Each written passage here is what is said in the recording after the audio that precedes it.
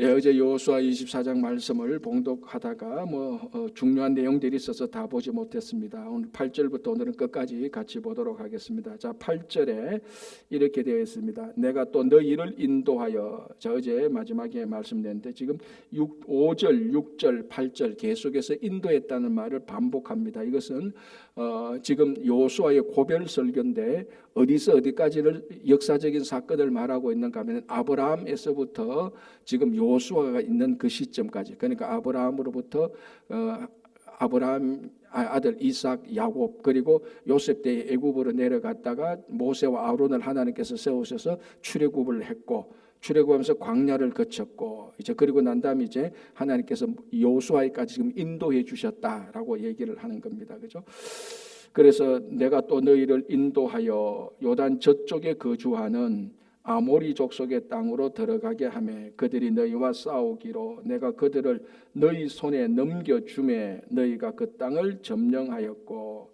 자, 11절 보겠습니다. 너희가 요단을 건너 여리고에 이른즉 여리고 주민들 곧 아모리 족속과 브리스 족속과 가나안 족속과 헷 족속과 기르가스 족속과 히위 족속과 여부스 족속이 너희와 싸우기로 내가 그들을 너희의 손에 넘겨주었으며. 자, 8절하고 11절 보면은 공통적으로 하나님께서 지금 언급하신 이 땅을 이스라엘 백성들에게 넘겨주었다라고 말을 했습니다. 그죠?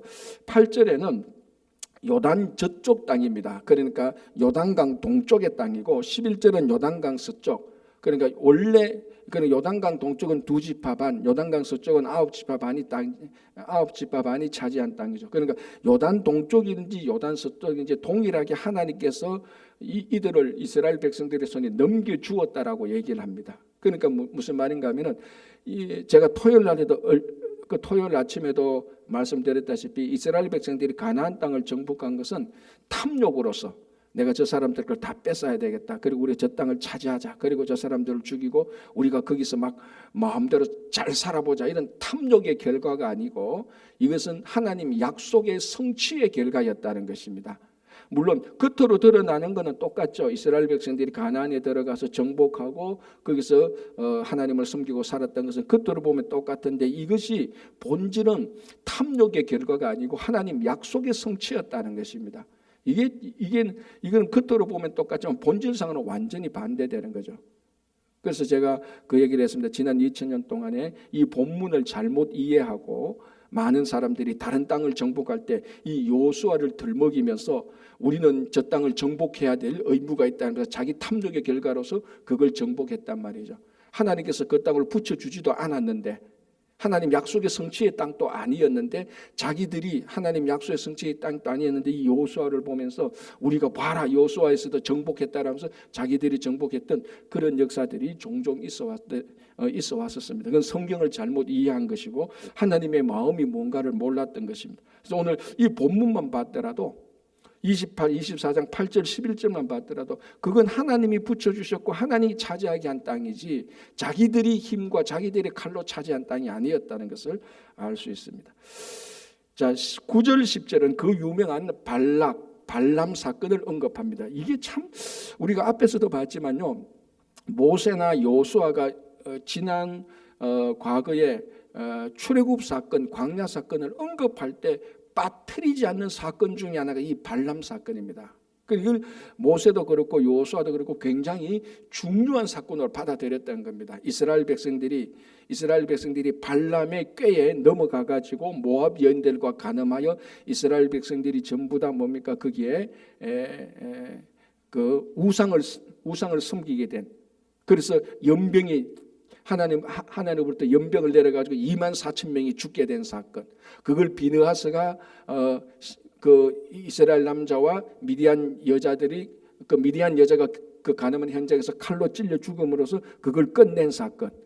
이것을 앞에서도 부올의 죄, 그러니까 요단 동편의 사람들이 제단을 쌓을 때 이스라엘 그 요단 서쪽에 9지파 반이 가서 말할 때 언급했던 말도 이것이었습니다. 너희들이 부올의 죄를 잊어버렸느냐? 그 부올의 죄가 바로 이거하고 똑같은 말씀 아닙니까? 그러니까 9지파 반이 그 대표들이 가서 요단 동쪽에 있는 사람들을 말할 때 너희들이 왜 우상을 섬기느냐? 보올의 죄를 벌써 잊었느냐? 보올의 죄가 바로 이 말인데 우리가 그 발람의 꾀에 속아가지고 모압 여인들과 간음해서 우상을 섬겨가지고 우리가 하나님한테 얼마나 크게 징벌을 받았느냐? 그걸 잊어서 너희들이 이렇게 우상 제단을 샀느냐라고 이렇게 막 따졌던 일이 바로 앞에 있었습니다.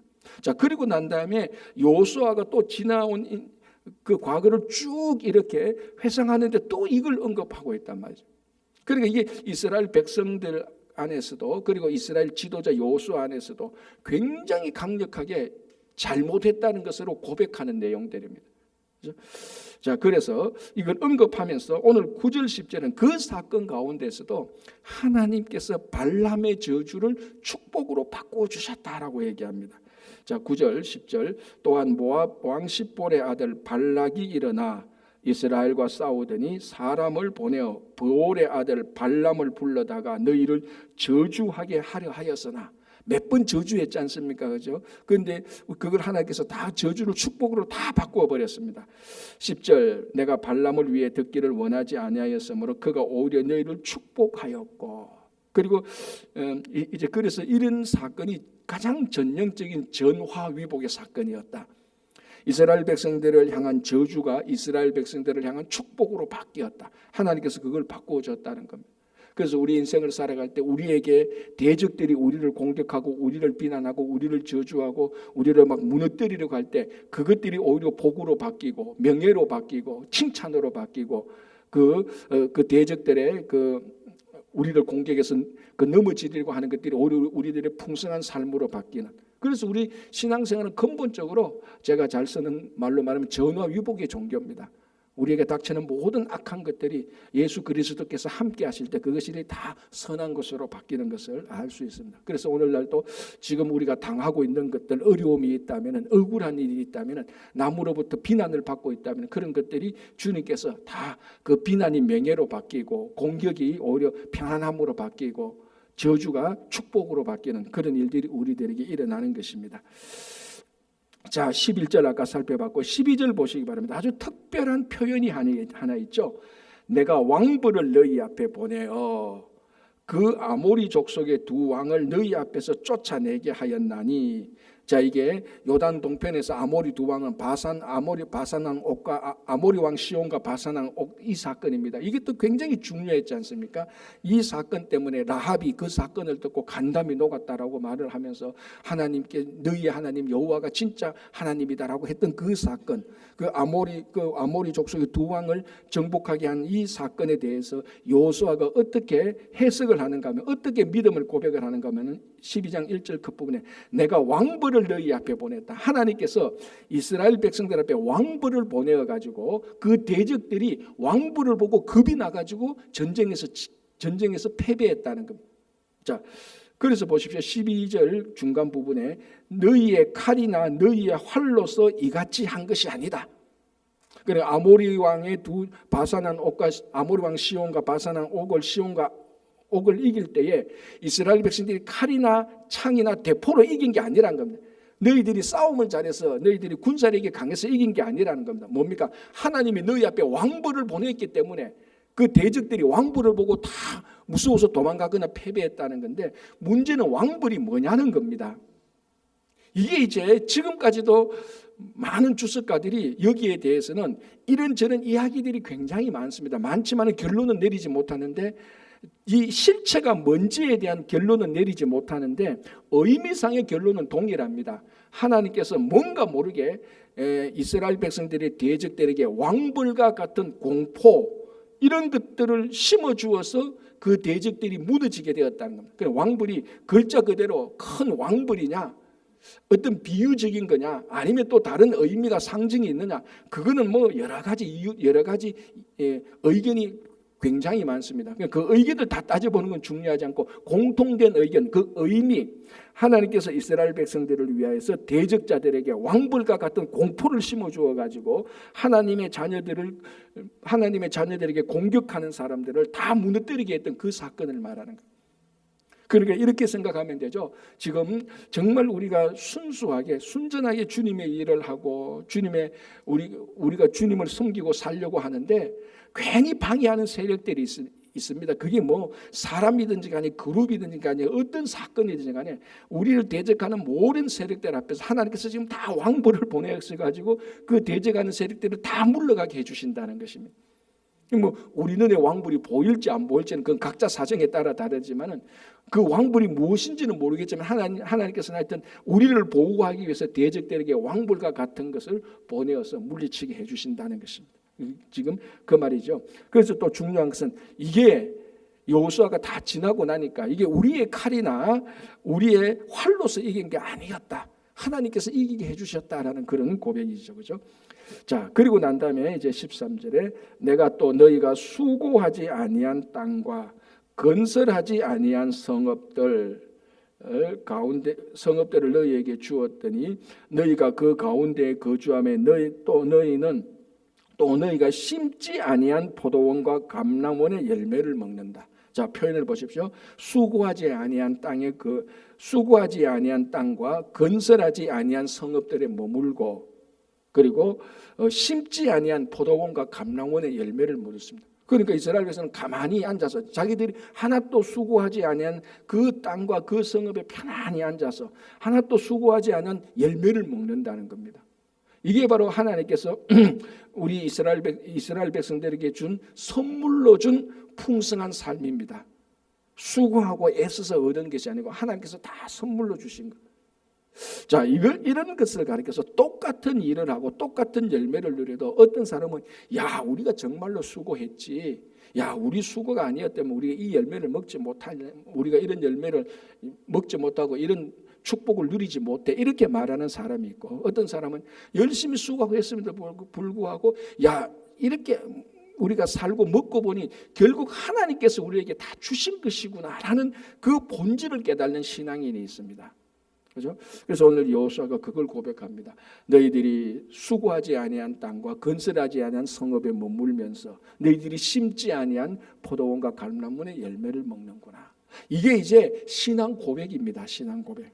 이런 감사와 이런 하나님의 섭리에 대한 신앙 고백을 우리들이 매일매일 하면서 살아가야 되는 것이죠. 자, 이렇게 해서 여호수아의 고별 설교의 전반부가 끝납니다. 자, 전반부는 뭡니까? 전부 다 역사적인 사건이죠. 아브라함 그리고 이삭, 야곱 그리고 모세와 아론을 보내고 출애굽, 광야 사건, 증복 사건 지금 여기까지 여호수아에서 여기까지 역사적인 사건을 쭉 기록하면서 이 모든 사건을 여호와 하나님께서 우리를 인도해 주셨고 그래서 지금 우리가 이제 풍성한 땅에서 풍성하게 살기 시작한다 이렇게 말합니다. 하나님께서 하신 일에 대해서 얘기를 하시죠. 자, 그래서 14절 보시면 첫 번째 단어가 뭡니까?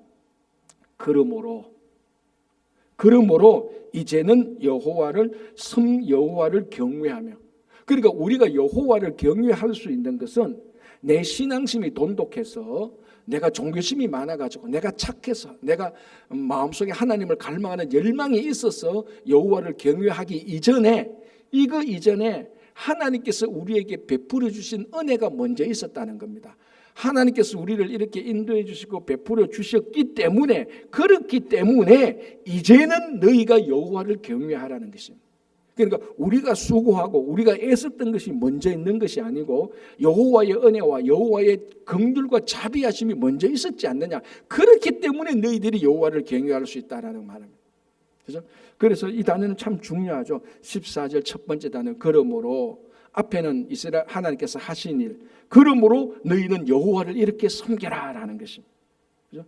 자, 보시기 바랍니다. 14절 그러므로 이제는 여호와를 경외하며 온전함과 진실함으로 그를 섬겨라. 그러니까 온전함과 진실함으로 그를 섬겨라.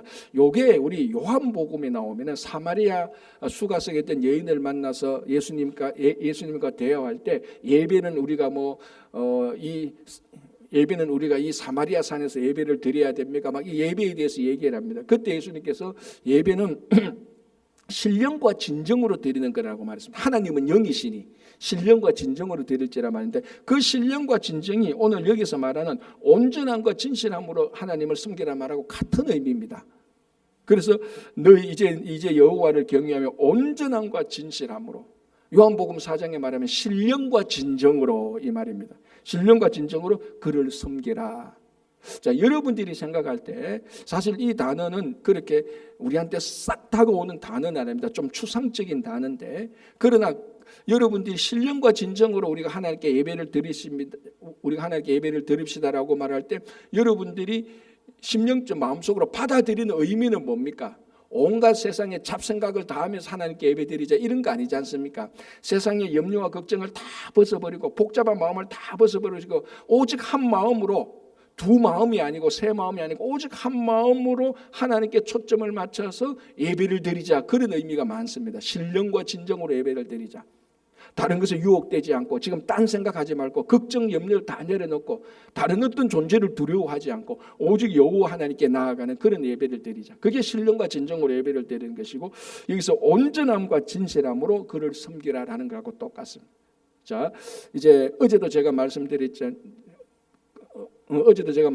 것처럼 하나님께서 아브라함을 우상의 도시 아브라함으로, 우상의 도시를 에서 아브라함을 인도하셔서 하나님께서 하나님을 섬기게 한 것처럼, 이제는 이스라엘 백성들을 우상이 있는 땅으로 들어가게 해서 하나님을 섬기게 하셨다라고 말합니다. 그리고 우상이 있는 땅에 가면 우상들이 뭐 굉장히 많습니다. 그런 오늘은 이 우상을 섬겨볼까, 내일은 저 우상을 섬겨볼까, 그 기웃거리지 말고, 그리고 가나안 땅은 이스라엘 백성들이 광야에서 40년 동안 살면서 얼마나 그 힘들게 살았습니까? 그런데 가나안 땅에 되니까, 가나안 땅은 오래전부터 거기 그 주민들이 있었습니다. 이방 족속들이 이방신을 섬기면서 그들의 나름대로 그 우상의 문화와 문명과 정착된 도시와 이런 삶이 다 있었습니다. 그래서 애굽에서 종살이를 하다가, 광야 생활하다가, 애굽에서 400년 종살이 하다가, 광야에서 한 40년 하다가, 정복 정제하다가 약 한 450년간 있다가 그 정착된, 잘 살고 있는 문명화된 그 도시에 가면은 거기에 동화될 위험이 얼마나 많겠습니까? 그 기웃거리지 말고, 이것저것이 뭐 더 좋은 게 있는가 기웃거리지 말고 한 마음으로 하나님을 섬기라라는 것입니다. 그렇죠? 자, 24장 15절, 그 유명한 말씀이죠. 만일 여호와를 섬기는 것이 너희에게 좋지 않게 보이거든 너희 조상들이 강 저쪽에서 섬기는 신이든지 또는 너희가 거주하는 땅에 있는 아모리 족속의 신들이든지 너희 섬길 자를 오늘 택하라. 오직 나와 내 집은 여호와를 섬기겠노라. 자, 여기서 14절을 보면은 중간에 이래 되어 있습니다. 14절 중간에 너희의 조상들이 강 저쪽과 애굽에서 섬기던 신들을 치워버리고 여호와만 섬기라. 자, 여기서 강 저쪽은 어느 강을 말하겠습니까? 요단강이 아닙니다. 이거는 저기 있는 메소포타미아, 그러니까 아브라함이 있던 고향을 말하는 겁니다. 그러니까 아브라함이 있던 그 고향 메소포타미아 강 그 저쪽에서 섬기던 신, 너희 조상들 아브라함이 섬기던 그 바벨론 땅, 그러니까 거기 원래 바벨론 땅 아닙니까? 그 땅에서 섬기던 신이든지, 그 다음에 뭔가 애굽에서 섬기던 신들이든지. 자, 역사적으로 보십시오. 아브라함이 제일 먼저 아니십니까? 아브라함이 그 갈대아 우르에서 섬기던 그 우상이든지, 그리고 너희의 한 세대 위의 조상들이 애굽에서 섬기던 그 신들이든지, 두 종류의 신들이 나왔죠. 자, 24절을 보면은 또 새로운 종류의 신들이 나옵니다. 중간에 강 저쪽에서 섬기는 신들인지 또는 너희가 거주하는 땅의 아모리 족속의 신들, 지금 거주하는 땅에, 이 땅에 있던 사람들의 신들이든지. 세 종류의 우상이 있죠. 첫 번째는 뭡니까? 갈대아 우르에서 아브라함이 살고 있었던 땅에 있었던 우상들, 그리고 애굽에 있었던 우상들, 그리고 이제 우리가 약속의 땅에 왔는데 여기도 우상들. 그러니까 이게 뭡니까? 우상천지죠. 우상천지. 우상이 아닌 데가 없습니다. 갈대아 우르도 그렇고 애굽도 그렇고 이스라엘 백성들이 있었던 그렇고, 그러니까 이스라엘 백성들, 자기 선조들, 믿음의 선조들이 있었던 그 땅에서부터 쭉 지금부터 한 500년 동안, 6, 700년 동안 계속해서 가정 곳곳마다 있었던 곳마다 우상들이 있었습니다. 지금 그 세 종류의 우상으로 정리하죠. 그리고 이거 뭡니까? 다 치워버리고 너는 여호와를 섬기는 것이 좋은지, 그런 우상을 섬기는 것이 좋은지 한번 보라. 그러나 오직 나와 내 집은 여호와를 섬기겠다라고 고백하는 24장 15절이죠. 그러니까 얼마나 우상의 종류들이 많은지 모릅니다. 수없이 많은 우상의 종류들. 그게 오늘날 우리가 살아가는 거하고 똑같습니다. 그죠? 뭐 물질적인 우상이라든지 권력이나 권세의 우상이라든지 사람의 우상이라든지 가족의 우상이라든지 뭐 어떤 자기 취미나 어떤 다른 생활의 우상이든지 수도 없이 많은 종류의 우상이 있는 오늘날의 삶과 지금 여호수아가 말하는 여러 종류의 우상이 하나도 다르지 않습니다. 본질은 하나죠. 오직 여호와를 섬겨라.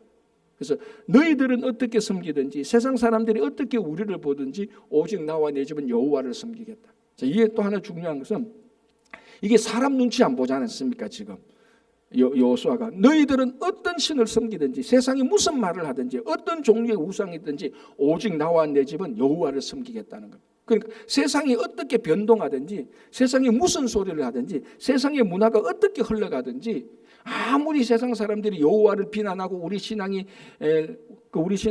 조롱하고 멸시한다 할지라도 우리는 그 신경 안 쓰고 오직 여호와 하나님만 섬기겠다는 것이 이 신앙의 결단입니다. 그죠?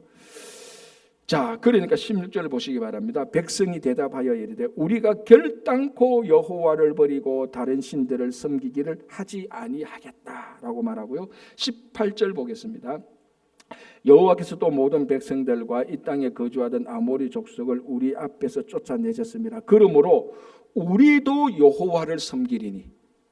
자, 여호수아가 오직 나와 내 집은 여호와를 섬기겠다고 말하니까 이스라엘 백성들이 16절에 우리도 결단코 여호와를 버리지 않겠다. 결단코, 우리 말하면 절대로 여호와를 버리지 않겠다. 우리 말로 하면 내가 여호와를 버리면 내 손에 장을 지지겠다 이런 말입니다. 그렇게 말하고 18절에 우리도 여호와를 섬기겠다 말합니다. 자, 이런 이스라엘 백성들의 반응들, 진짜 우리도 하나님을 섬기겠습니다. 이 반응들, 이거 어디에서 본 반응들 아닙니까? 어디에서 본 겁니까? 이런 반응들이 어디에서 나타났죠? 이게 모세가 시내산 율법을 받아와가지고 율법을 주고 너희들이 이 계명을 지키겠나 하니까 이스라엘 백성들이 우리가 다 그 계명을 지키겠습니다라고 했습니다. 기억납니까? 그게 출애굽할 때 제가 그 얘기했는데 지금 그거하고 똑같은 반응이에요. 모세가 율법을 주면서 이 계명을 여러분들이 지킬 수 있겠습니까? 다 우리가 그 계명을 지키겠습니다라고 다 호언장담을 했어요. 그런데 결과는 광야 생활을 하면서 40년 동안에 풍지박산 났습니다. 그런 호언장담이. 자, 이제 가나안 땅에서 이제 정착하게 됩니다. 이제 여호수아가 지나온 과거 역사를 쭉 말하면서 세상은 어떻게 하든지 오직 나와 내 집은 여호와를 섬기겠다고 말하니까 이스라엘 백성이 또 호언장담합니다. 결단코 우리를 여호와를 버리지 않겠습니다. 우리도 여호와를 섬기겠습니다라고 말은 지금 뭐 우리말은 신났습니다. 지금 흥이 납니다. 아, 여호와를 섬기겠습니다. 이거 마침 유스 그룹이나 청년 애들이 찬양 집회 가서 막 찬양하면서 막 자기 인생을 바칠 것처럼 다 얘기하는 거예요 지금. 자, 요거 다음에 무슨 시대입니까? 사사 시대죠. 풍지박산 납니다. 또 풍지박산 납니다. 자, 그렇다고 하나님께서 이스라엘 백성들을 영원히 버립니까? 그렇지 않습니다. 그러니까 이거를 가지고 우리 신앙을 좌절시키려고 하는 것이 아니고 늘 우리가 이 신앙을 지키는 데서 늘 겸손히 우리가 우리 스스로를 살펴봐서 혹시나 내가 그만이 하나님을 섬기려고 하는 나의 이 반응이 있는지 우리 자신 한번 되돌아봐야 되는, 늘 조심해야 되는 겁니다. 그렇죠? 그래서 우리도 여호와를 섬기겠다, 결단코 여호와를 버리지 않겠다는 것이 곧 사사시대 가서 첫 번째부터 또 무너지기 시작하는 겁니다. 그렇다고 하나님께서 버리지 않습니다. 그러면서 또 이래 쓰고 또 이래 쓰고 또 이래 쓰고 하는 겁니다.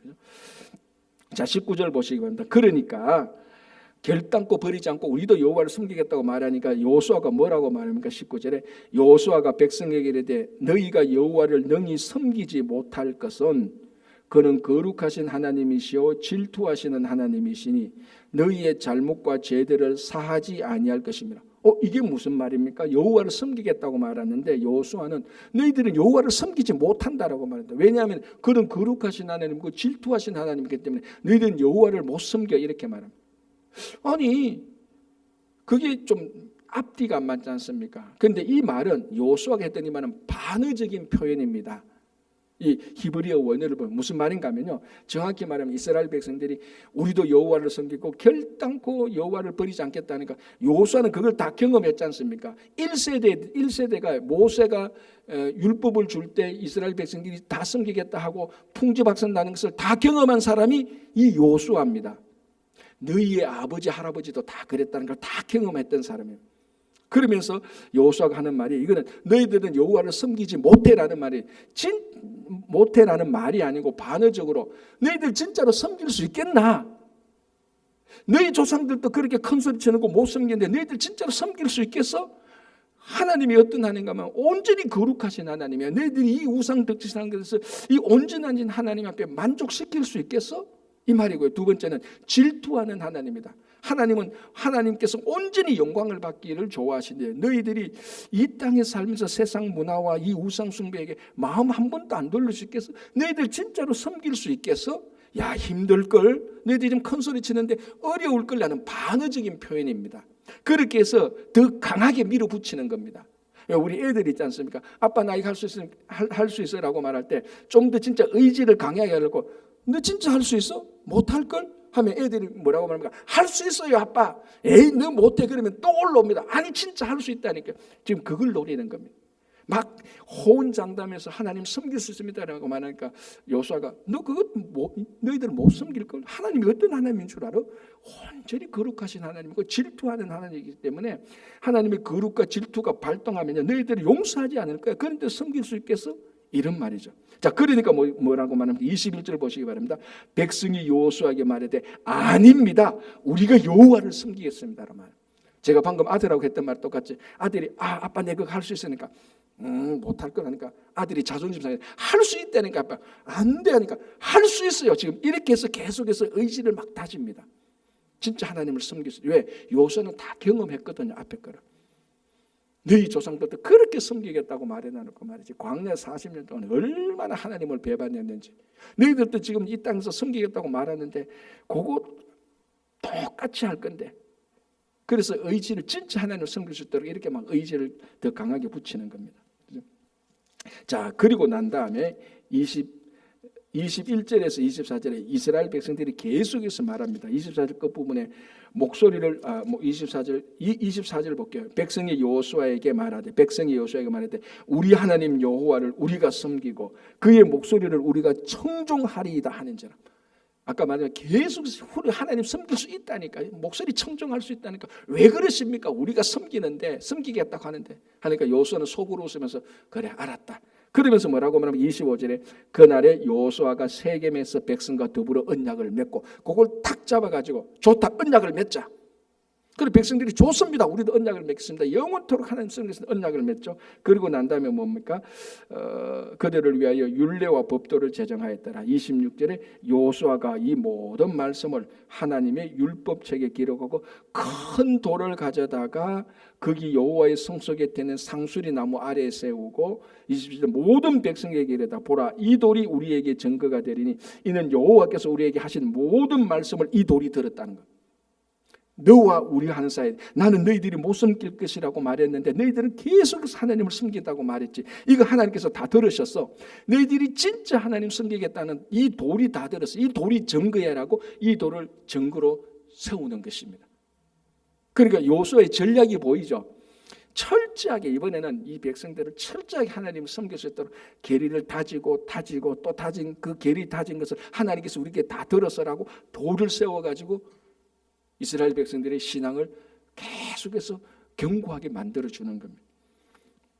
자, 27절 보겠습니다. 모든 백성에게 이르다 보라 이 돌이 우리에게 증거가 되리니 이는 여호와께서 우리에게 하신 모든 말씀을 이 돌이 들었음이니라. 그런즉 너희가 너희 하나님을 부인하지 못하도록 이 돌이 증거가 되리라. 딱 못 박아버립니다. 이스라엘 백성이 딱 좋은 힘으로 걸렸습니다. 이제 우리는 하나님 안 섬기면 안 돼. 그렇게 지금 하나님 여호수아가 지도자로서 이스라엘 백성을 세팅해 놓습니다. 자, 28절 백성을 보내어 각기 기업으로 돌아가게 하였더라. 자, 29절에서 33절 이게 이제 여호수아의 결론이죠. 29절에 이 일 후에 여호와의 종 눈의 아들 여호수아가 110세에 죽음에. 자, 이제 110세의 여호수아가 죽음으로써 여호수아 끝났는데 또 110세에 죽은 사람이 누가 있죠? 요셉. 그래서 뒤에 또 요셉이 또 나오는 거예요. 둘 다 110살에 다 죽게 된 요셉이 나오는데, 자, 이제 여호수아가 죽음으로 말미암아 여호수아의 정복과 분배 정책 시대가 끝이 난다는 걸 우리가 알 수 있죠, 그죠? 자, 30절 그들이 그를 그의 기업의 경내 딥넷세라에 장사하였으니 딥낫세라는 에브라임 산지 가하스산 북쪽이었더라. 요수아가 에브라임 지파 사람이었지 않습니까? 그죠? 에브라임 산지에 묻고 31절 이스라엘이 요수아가 사는 날 동안과 요수아 뒤에 있는 생존한 장로들 곧 여호와께서 이스라엘을 위하여 행하신 모든 일을 아는 자들이 사는 날 동안 여호와를 섬겼더라. 이제 자기들이 막 결단했던 거 이거 이제 좋은 결과가 나왔다고 말합니다. 물론 완벽하지는 않습니다. 사사시대 들어가서 또 그 후손들이 또 막 혼란하는 거 나오지만 그래도 이런 효과가 있었습니다. 자, 32절에 또 이스라엘 자손이 애굽에서 가져온 요셉의 뼈를 세겜에 장사하였으니, 자, 여러분 이 이스라엘 백성들의 가나안 출애굽, 가나안 정복, 그리고 분배, 그리고 광야 생활, 가나안 정복, 분배에 이 모든 일의 시발점이 된 한 사람이 있습니다. 누굽니까? 요셉이었죠. 요셉이 애굽에 내려감으로 말미암아 이 모든 일이 다 발생했습니다. 요셉이 애굽에 안 내려갔다면 출애굽 사건도 없었죠. 결국 한 사람 요셉이 내려감으로 말미암아 이 한 500년 600년 역사가 요셉으로부터 시작됩니다. 이게 이제 끝났다는 겁니다. 그래서 요셉의 뼈를 다시 요셉의 유언대로 다시 이스라엘 땅으로 와서 가나안 땅으로서 세겜의 땅에 무덤으로 말미암아 요수아서가 끝이 나는 겁니다. 출발했던 사람 요셉으로부터 해서 요셉이 다시 돌아왔습니다. 요셉이 가서 살아서 갔던 요셉이 그의 뼈가 되어서 이 가나안 땅에 왔는데 그 기간 동안에 보니까 무슨 일이 일어났습니까? 하나님의 약속이 다 이루어졌지 않습니까? 아브라함에게 했던 그 약속, 아브라함이 이삭을 낳고 이삭이 야곱을 낳고 야곱의 아들 요셉이 애굽으로 가서 400년간 종살이하고 가나안 땅 광야 40년간 광야 생활하고 정복과 분배 7년 하고, 그러니까 그만 450년 정도 되죠. 그 450년이 지난 다음에 요셉이 다시 돌아옵니다. 뼈로 돌아오죠. 그래서 세겜 땅의 무덤으로 말미암아 이제 거기서 이 여호수아가 끝이 나게 되는 겁니다. 하나님의 역사가 선명하지 않습니까? 선명합니다. 약속의 성취가 이렇게 분명합니다. 대신 우리 당대에 일어나지 않는다는 것이지. 자, 그래서 32절에 요셉의 자손의 기업이 되었으니 이제 아론의 아들 엘르아살도 죽고 그들이 그를 그의 아들 비느하스가 에브라임 산지에서 받은 산에 장사되었다. 이제 여호수아의 당대의 사람들이 다 물러가게 되는 거예요. 자, 그 다음에 이제 우리가 내일부터 볼 사사시대, 새로운 시대, 이제 완전 전환기죠. 출애굽 시대가 끝나고 광야 시대가 끝나고 정복 분배가 끝나고 이제 완전 새로운 시대, 사사시대에 들어가서 또 어떻게 이스라엘 백성들이 가나안 땅에서 하나님을 섬기면서 어떻게 실수하고 어떻게 하나님께서 그 사람들을 또 돌보시는가를 새로운 거로 나타나 보입니다. 하나님의 역사는 끊임없이 계속해서 구원의 역사는 이루어지는 겁니다. 그래서 오늘 우리가 이 여호수아를 보면서 하나님께서 출애굽부터 시작해서 거기서 정착하고 정복하고 정착해서 사는 데까지 하나님께서 다 해주십니다. 이게 오늘날 우리 이민자들에게는 특별히 더 의미가 있지 않습니까? 그죠? 한국에서 뭐 이민 안 가본 한국 사람들이 이 말씀을 읽는가 하고 이민을 온 우리들이 이 말씀을 읽는가 하고 느끼는 하나님, 경험하는 하나님은 완전히 다릅니다. 우리 진짜 이 말씀을 보면서 살아있는 하나님을 느끼지 않습니까? 야, 우리도 고향을 떠나서 이렇게 와서 여기서 정착하고 살면서 야, 이 여호수아에게 임했던 하나님, 그 하나님이 동일하게 우리 하나님이 되는 것입니다. 그래서 우리는 넘어지고 깨어져도 힘을 얻고 용기를 우리 가질 수 있고 의심할 이유가 없습니다. 오늘도 우리 모두가 다 이 여호수아의 하나님이 우리 모두의 하나님이 되시기를 간절히 바랍니다. 기도하겠습니다. 하나님 아버지 감사합니다. 이제 여호수아도 110살에 죽고 450년 전에 애굽으로 내려갔던 요셉이 다시 이 약속의 땅으로 돌아오게 되는 것으로 여호수아의 시대가 끝나는 것을 보면서 그 모든 약 400~500년간의 모든 일정을 여호와 하나님께서 인도하심으로 그 인도하심의 결과가 하나님께서 아브라함에게 하셨던 약속이 다 이루어지는 것들을 저희들에게 봅니다. 우리들이 우리 조국을 떠나와서 이곳에 살면서 하나님께서 우리 각자에게 주신 약속의 성취가 오늘 이루어지지 않는다 할지라도, 내일 이루어지지 않는다 할지라도 이 믿음을 버리지 아니하고 끝까지 지키며 이 약속 안에서 살아가면서 약속이 성취되는 이 과정의 삶을 기쁘고 즐겁게 살아갈 수 있도록 인도하여 주시옵소서. 주님, 교회의 여러 가지 기도 제목들이 있습니다. 두 분의 우리 시무 장로님을 공천 성출하는 과정 가운데 있습니다. 하나님께서 이때에 꼭 맞는 또 귀한 두 분을 세워주시기를 간절히 원합니다. 아버지, 내년 1월 첫째 주부터 저희들이 이제 말씀 나누는 반을 시작합니다. 이제 한 달 남았는데 잘 준비할 수 있도록 저희들에게 지혜를 주시고 많은 성도들이 함께 참여해서 말씀을 나눌 수 있도록 도와주시옵소서.